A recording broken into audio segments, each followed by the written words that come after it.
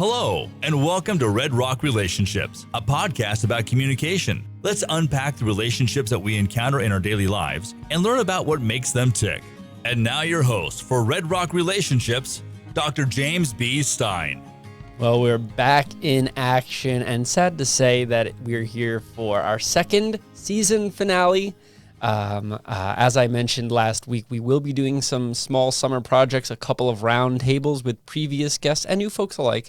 So if you're just itching for your fix of Triple R, don't worry. We will have a couple of specials in the summer, and then we should be back in the fall for a third season.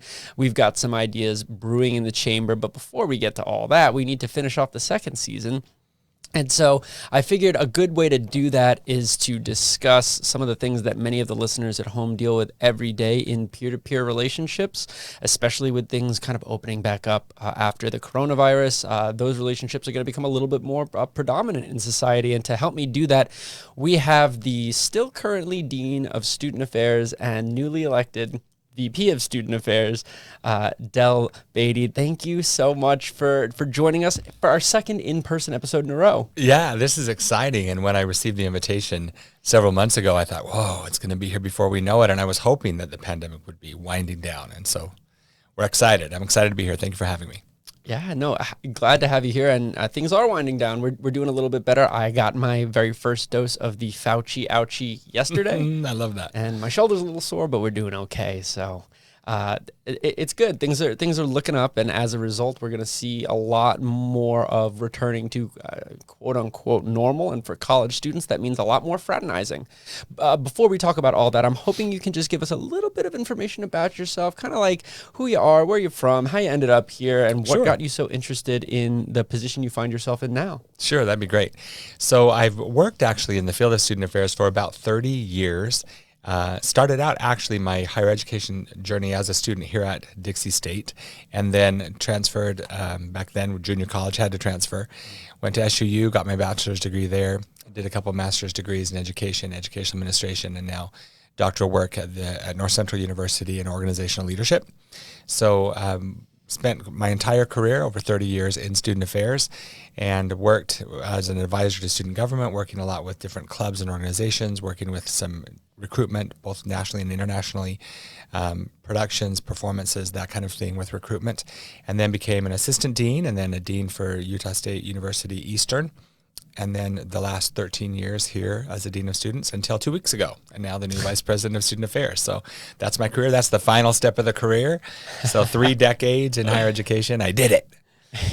Oh, wow. And that's all it takes, like 6 degrees and 30 years of hard work. Now if I could just pay it all off, right? There we go. Yeah. So you are really like tried and true. Like this has been the career goal. A lot of my guests on here, they talk about, oh, well, I just kind of fell into it. But it seems like you were more, were you very involved with student government in high school as well? Yeah, so what happened, I did some student leadership things in high school, but really fell in love with it when I got to college. My dean of students here at Dixie State, his name was Bill Fowler, and he had a tremendous impact on my life, as did Sally Cooper, who became one of my mentors in this field. And because of the experience that I had here on campus, I thought, gosh, I want to do that for other kids. I want them to understand the importance of being engaged co-curricularly and having that strong connection to their campus and really making the most of their journey. So that was intentional on my part. Yeah, and of course, we first met in the process of one of those stories, and I think that things were resolved in a really amicable way. So that's always fun, and that's not a story for this show. But what is a story for this show is sort of the way that students like that intermingle with each other and get to know each other. And I guess I kind of want to start there. St. George, I would not call it a small town, but it has a very small town, sleepy vibe to it. I grew up in a small town, Metuchen, New Jersey, 9,000 people. My graduating high school class was, I think, 133 kids, small town.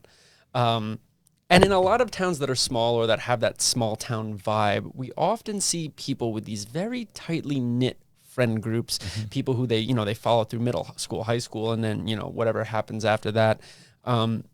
And so for many kids, which is to say for many adult students who come here to DSU, this is one of their first opportunities to meet people who aren't from their hometown, people from out of town. So I'm hoping you can start us off by talking a little bit about the importance of making those college friends and what that does for us as emerging adults. Absolutely.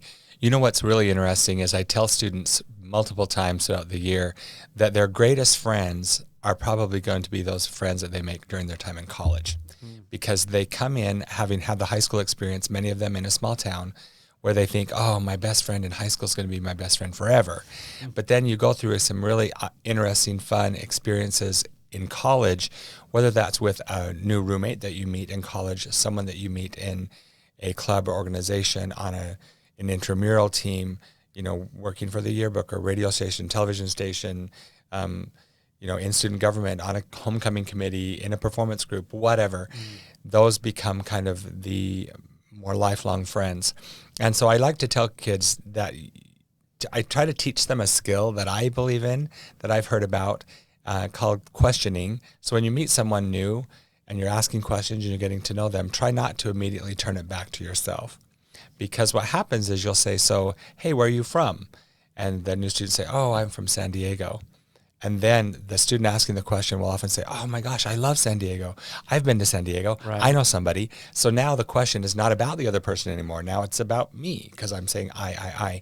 So I say, try to practice maybe asking 4 or 5 questions about the other person. Don't be creepy and don't be stalking them, right? But ask some questions and get to know them a little bit so that there's a genuine interest there.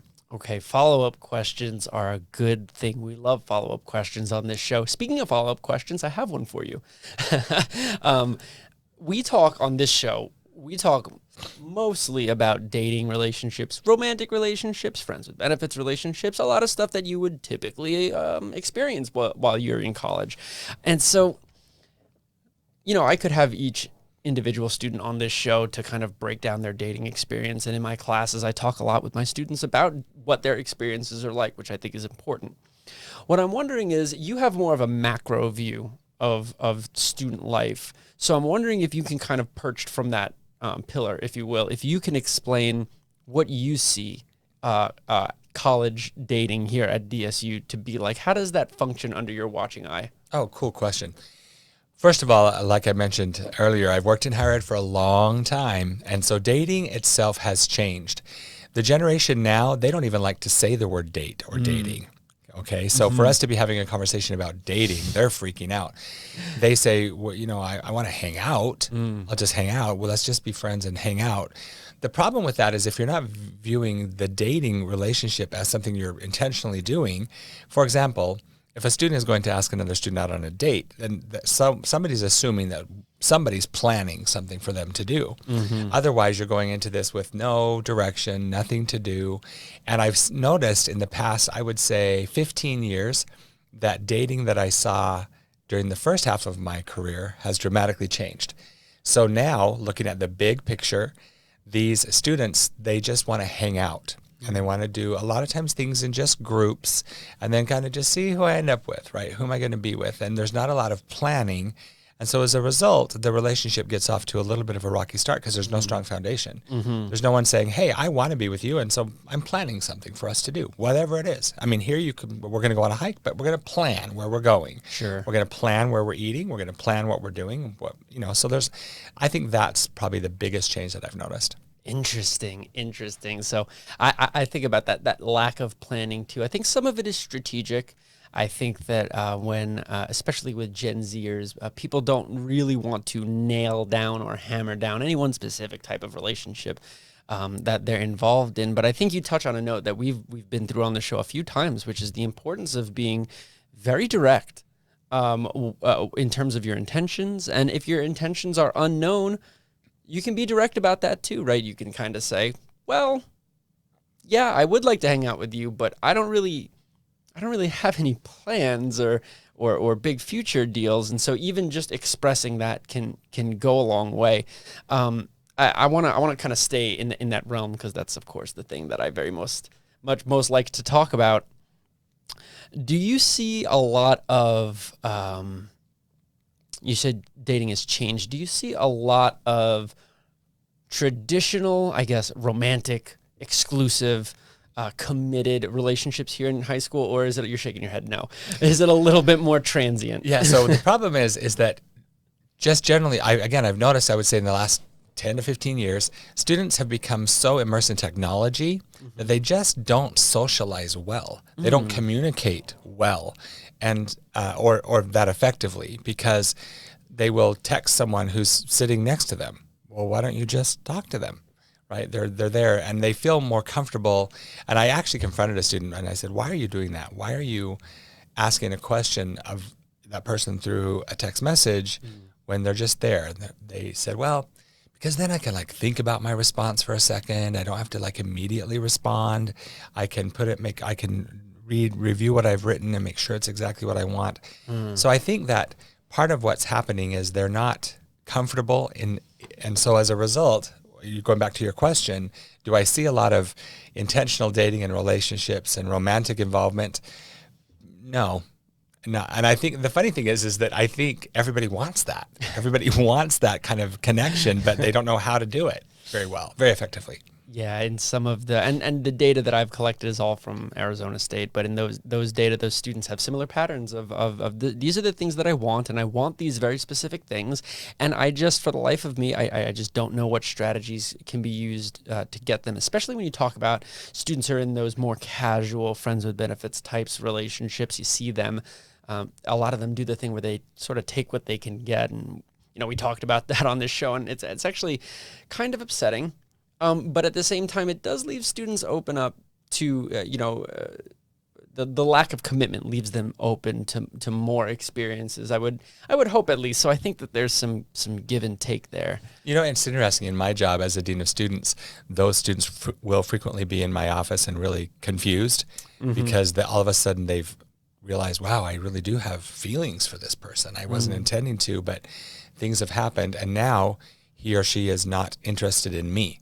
Or they've said, oh, I'm not really, you're feeling that way, I'm not really feeling that way. Right. So then they're sad and they want to drop out of school, and I'm not doing well and I haven't been to class because my boyfriend or girlfriend kind of broke up with me. And then I said, did they know that they were your boyfriend or girlfriend? Oh, no. They had no idea, yeah. so I don't know what went wrong. Yeah. Oh, and it's so interesting that you mentioned like the importance of attending class. When I teach my classes, I always try and hammer home to my students how important it is to be there, whether we're doing the virtual thing during COVID or, in person. It's important to show up both physically and mentally. And that kind of leads me to my next question. I never did this, believe it or not, when I was in college. I don't know why I never did it, but I just never did it. But I do see it a lot here.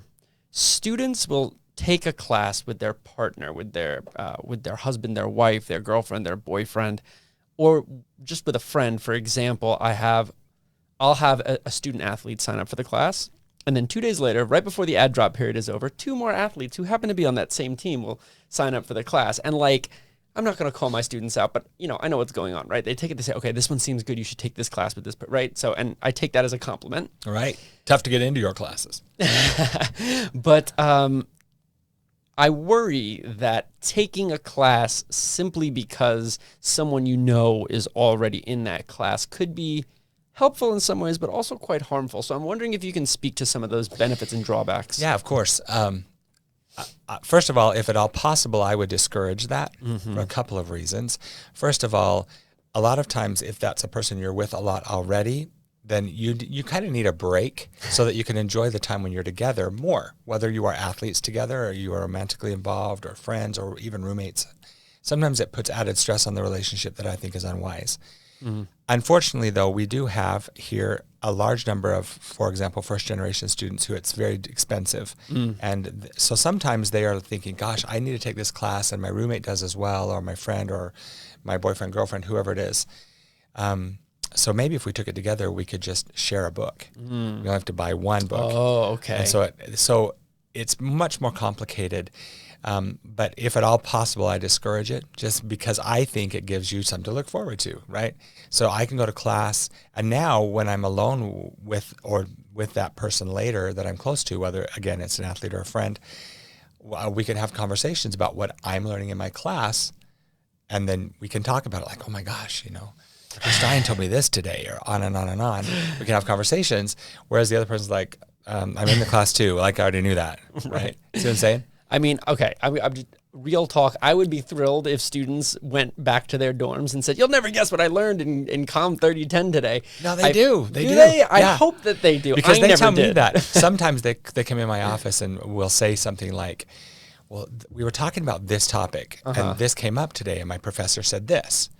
And I'm thinking, awesome. And so sometimes they'll tell me what their perception was of why the professor thought that. And I'll say, well, what do you think? And it's kind of fun. I mean, we're here to learn. Yeah, I would hope so. Yeah. So okay. So it can put strain on the peer-to-peer element of it, especially if you're rooming with someone and you're on the same team, and maybe even in a town like St. George, you grew up with this person, right? And so what worries me about it is that there's an element of independence missing there, right? You almost want to be on your own and get away from that safe zone of people who you already know so that you can do things like make new friends and acquaintances. Right.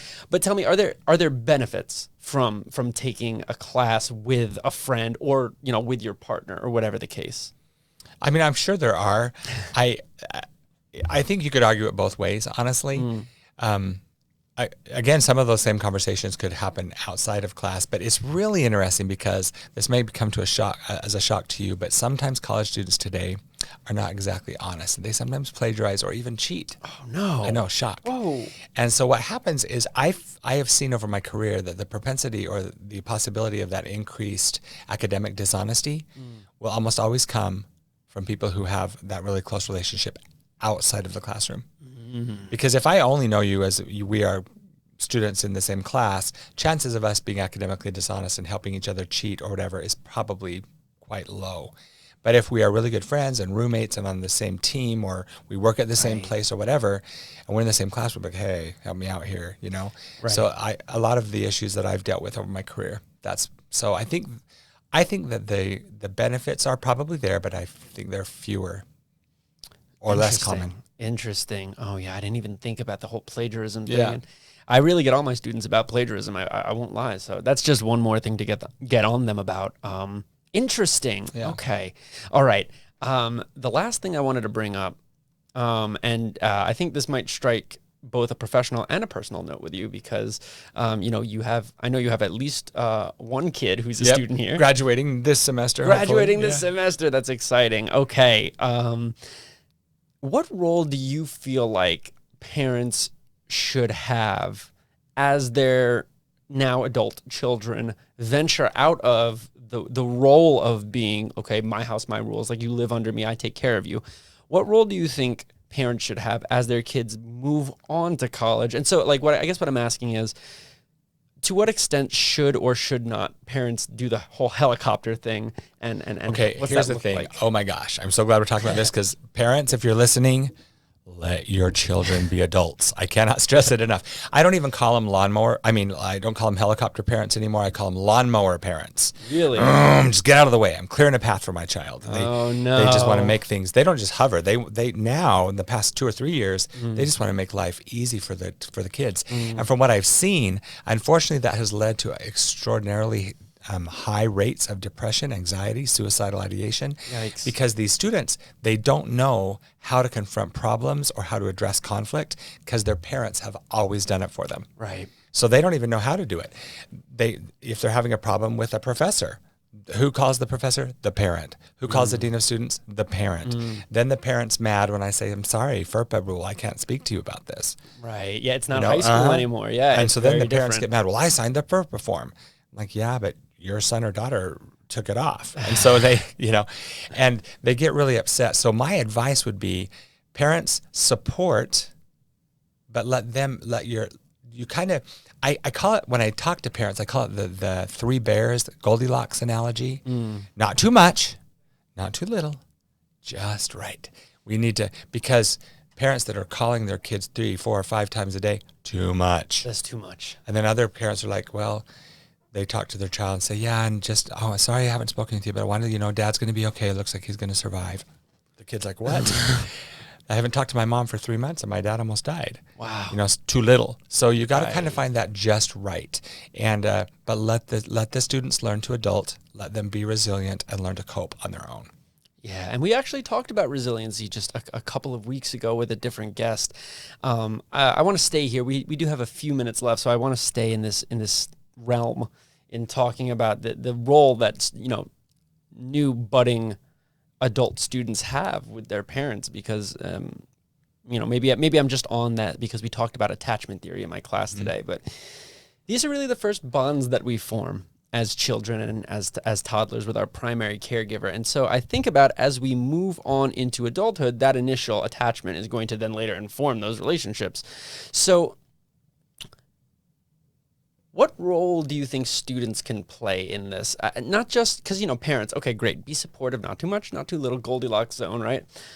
What about the students? How can a student who, let's say, has an overbearing parent, what are some messages that they can deliver to that parent to let them know, I need my adult space and my independence, my autonomy? I love this. This is what I deal with literally every day. Okay. And so the students will come in and say, either I need my mom to do more and she won't, or it's like my mom's doing too much and how do I tell her to get out of my life, right? Right. Because I love her and I love my parents, but I don't want them to do this, that, and the other. Right. So we have to kind of role play and say, okay, what is it and how do you communicate it?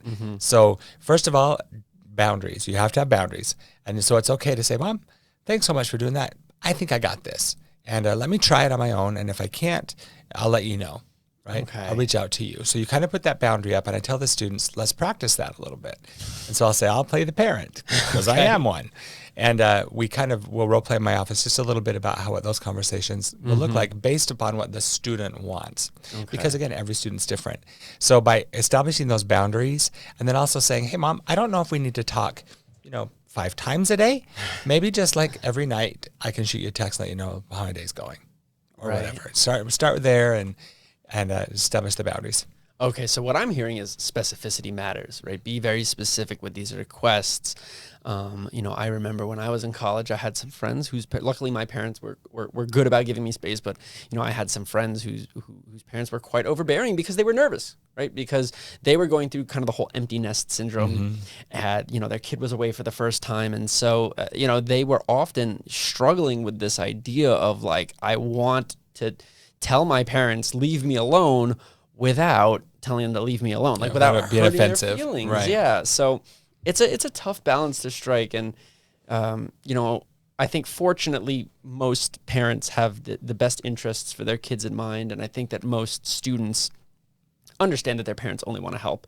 So I think it's kind of like what we were talking about with the whole dating thing. It really comes down to directness and how specific can you make the message to set up those boundaries that you're talking about, but to also maybe deliver them with an empathetic tone to let them know, like, hey, I'm not asking for this space because I hate you. I'm asking for this space because I need time to be autonomous. I need time to be an adult. This is the first chance I've had to do that, and I want you to be excited about giving me that space. Is that close? Yeah, because I think what's happened is, like I said, with increased rates of depression and suicide and suicidal ideation, children today, college students today have been on this high level of like constantly good and everything's happy right, all the time. And then the second that things get hard or the student's a little sad and there's a dip in that progression, then the parents swoop in and keep everything happy, right? They keep everything good. Right. So then the student's going along and all of a sudden they come to college, right? So now we're way down here. Adversity. And then they're like, oh my gosh, I'm super depressed or I'm super this. When really that could be part of it, but maybe it's just hard and maybe you've never dealt with it before. So letting their parents know, as you said, being very specific, communicating effectively, setting those boundaries, having a plan, but also reaching out to help from other people. So they can say to their parents, you know what, I appreciate that insight, but I actually talked to my professor and he gave me some really good advice. Oh, or you know what, I actually talked to my dean and he told me some cool stuff too. Did he? Yeah. I think that would bring parents a lot of peace, knowing that like, hey, there are other authority figures out here too who are also looking out for me, and that I exist in an establishment that's designed for my success. And so I think maybe some parents might need reminding in that realm, and so it would be good as students to do that, to remind our parents that, hey, it's okay, we're doing all right. And it's interesting, all summer I stay here most of the summer and speak every week to groups of parents, and that's the thing, after they leave they'll say thank you so much, we feel much better now about sending our child here from wherever they're coming from, California, Arizona, Las Vegas, Idaho, because I know there are people that can help them. Yeah, well, I get the feeling that as time goes by, there are more and more and more parents that you'll be speaking to. I know We got some big things coming up here at the university. We got some big things coming up here on the podcast too, as we get ready for the summer and season 3. But that's going to put a bow on season 2. Thank you so much. My pleasure. VP Beatty, for joining us. Yeah, it was awesome. Thank you. Yeah, so in the last few seconds, I just want to say thank you for 2 amazing seasons. Our viewership, it continues to grow. I appreciate it. If there's something you want us to talk about for season 3, we're still making plans. So hit us up on any social media platform. We're happy to deal with it. But for now, I wish everybody a great end of semester and a happy graduation. Take care, y'all. You've been listening to Red Rock Relationships, a podcast about communication. Thank you so much for giving us some of your time. If you'd like to be on the show or have questions for us, please send us an email to redrockrelationships@gmail.com. You can also find us on Facebook, Instagram, Twitter, Spotify, or wherever you listen to your podcasts. Just search Red Rock Relationships. Thank you again. And remember, it all begins with good communication.